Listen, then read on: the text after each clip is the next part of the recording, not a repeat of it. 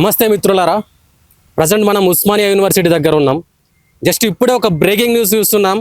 Group 1 mains ఫలితాలు రద్దయినట్లు high court సంచలన తీర్పు ఇచ్చింది.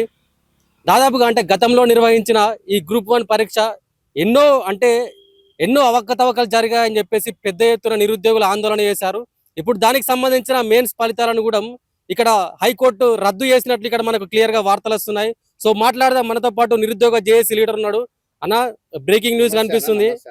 ఇది యావత్తు నిరుద్యోగుల విజయము. గ్రూప్ 1 అనే అంశము ఎంతో సెంటిమెంట్ తో కూడుకున్న అంశము.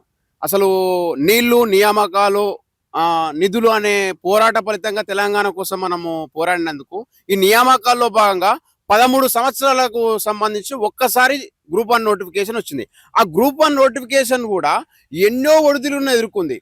3-4 సార్లు రద్దు కావడము, ప్రిలిమ్స్ రద్దు కావడము, మళ్ళీ మెయిన్స్ రద్దు కావడం అనేది అసలు రాజ్యాంగం ప్రకారము ఎస్సీ, ఎస్టీ, బీసీలకు ఇచ్చినటువంటి రిజర్వేషన్ని ఈ తెలంగాణ రాష్ట్రంలో వచ్చినటువంటి ఈ కాంగ్రెస్ ప్రభుత్వము 29 జీవో తీసుకొని వచ్చి ఆ రిజర్వేషన్ని రద్దు చేసి మెయిన్స్ మెరిట్ లిస్ట్ తీసింది. ఆ మెయిన్స్ మెరిట్ లిస్ట్ తీయడం వల్ల ఈ నాన్ లోకల్ సంబంధించినటువంటి ఆంధ్ర వాళ్ళు, ఇక్కడ తెలంగాణ ప్రాంతానికి సంబంధం లేనటువంటి వాళ్ళు mains list direct open merit విధానం తీసుకురావడం వల్ల మొత్తం వాళ్ళే సెలెక్ట్ అయ్యారు. మన తెలంగాణలో లోకల్ కు సంబంధించిన బిడ్డలు అందరికీ ఎస్సీ, ఎస్టీ, ఓబీసీలకు అన్యాయం జరిగింది. దీనికి సంబంధించినటువంటి ఎగ్జామ్ రాసిన తర్వాత ఈ ఎన్నో సెంటర్లలో అవకతవకలు, ఒక సెంటర్లో ఒకే సెంటర్లో ఉన్న వాళ్ళకి ర్యాంకులు ఇవ్వడము అనేది అసలు యాదృచ్ఛికంగా ఏది జరగదు కదా.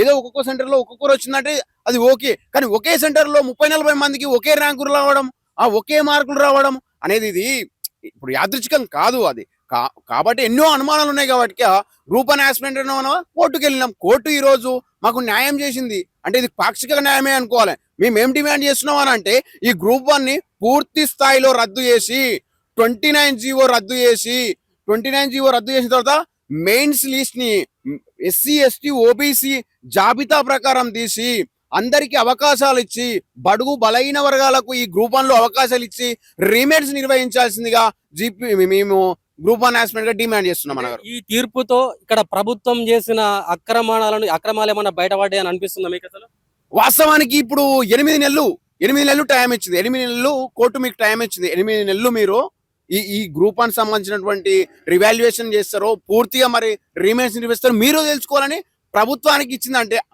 కోర్టు అంత స్పష్టమైన తీర్పు ఎందుకు ఇస్తుంది? మెయిన్స్ రద్దు చేసిందంటే ఈ ప్రభుత్వం యొక్క అసమర్థ పాలన మెయిన్స్ రద్దు చేయడం అంటే. అంతేగా అన్నగారు. అంటే దీనికి సంబంధించి ఒకవేళ మూల్యాంకనం మళ్ళా ఈ మూల్యాంకనాన్ని మళ్ళీ రీఓపెన్ చేయాలని చెప్పేసి అంటున్నారు కదా, దానికి మీరు అందరూ ఒప్పుకుంటారా? మరి ఇప్పుడు మూల్యాంకనం ఏంది? అసలు మూల్యాంకనం ఎందుకు? 8 నెలలు మూల్యాంకనం టైం కాదు. అసలు ఆ రాష్ట్ర ప్రభుత్వం మూల్యాంకనం చేస్తే ఇంకా తప్పులు బయటపడతాయి, రివాల్యుయేషన్ చేస్తే ఇంకా తప్పులు బయటపడుతుంది. కాబట్టి ఈ రాష్ట్ర ప్రభుత్వము తక్షణమే ఈ గ్రూప్ 1 నోటిఫికేషన్ రద్దు చేసి 29 జీవోని రద్దు చేసి రీమేట్స్ ని ఎస్సీ, ఎస్టీ, ఓబీసీ లిస్టుల వారిగా సెలెక్ట్ చేసి రీమేట్స్ నిర్వహించిందిగా మేము ఈ ప్రభుత్వాన్ని, రాష్ట్ర ప్రభుత్వాన్ని డిమాండ్ చేస్తాను. నిరుద్యోగుల విజయంగా భావించవచ్చు. ఉమ్మాడికి ఇది నిరుద్యోగుల విజయమే. నిరుద్యోగులు ఏకతాటిపైకి వచ్చి కోట్లలోకి ఎదుర్కోవడం వల్ల ఈ గ్రూప్ 1 అనేది రద్దయింది. ఈ రోజు నిరుద్యోగుల విజయమే. ఇది ముమ్మాడికి నిరుద్యోగ విజయం. రేవంత్ రెడ్డి వైఫల్యం అని మేము ఈ ఘంటాపదంగా ఉస్మానియా సాక్ష్యం ఏం చెప్తామన్నాం.